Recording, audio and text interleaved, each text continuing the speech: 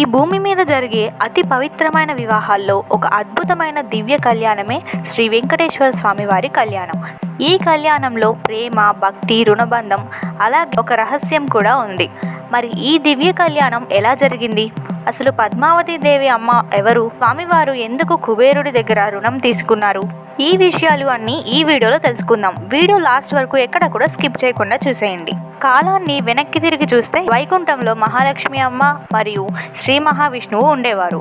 ఒకరోజు మహర్షి భృగు విష్ణుని పరీక్ష చేయడానికి వైకుంఠంకి వచ్చారు. విష్ణు స్వామి ధ్యానంలో ఉండడం వల్ల భృగు కోపంతో స్వామి వక్షస్థలం మీద తన్నారు. మహాలక్ష్మి అమ్మకి ఇది అపచారమని అనిపించి వైకుంఠం వదిలి భూలోకంకి వచ్చేశారు. లక్ష్మీదేవి లేకపోతే వైకుంఠం కూడా నిరాశగా అనిపించింది. అప్పుడు విష్ణుస్వామి కూడా భూలోకంకి వచ్చి తిరుమల పర్వతంలో తపస్సు చేశారు. పద్మావతి దేవి జననం. తిరుచనూరులో ఒక పుష్కరిణిలో కమలం నుండి ఒక దివ్య బాలిక జన్మించింది. ఆ బాలిక ఎవరంటే పద్మావతి దేవి. ఆమెని ఆకాశరాజు మరియు ధరణీదేవి దత్తత తీసుకుని పెంచారు. పద్మావతి అమ్మ లక్ష్మీదేవి అవతారం అని చెప్తారు. ఒకరోజు శ్రీ వెంకటేశ్వర స్వామి వెతికి తిరుగుతూ పద్మావతి అమ్మని చూశారు. ఆ క్షణంలో స్వామి హృదయం ప్రేమతో నిండిపోయింది.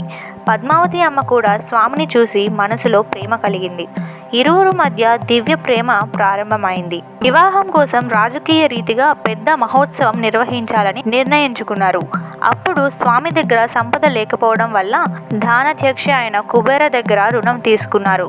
కుబేర స్వామి ఒక మాట చెప్పారు, కలియుగం అంతం వరకు భక్తులు ఇచ్చిన హుండీ డబ్బులతో నా రుణం తీర్చాలి అని.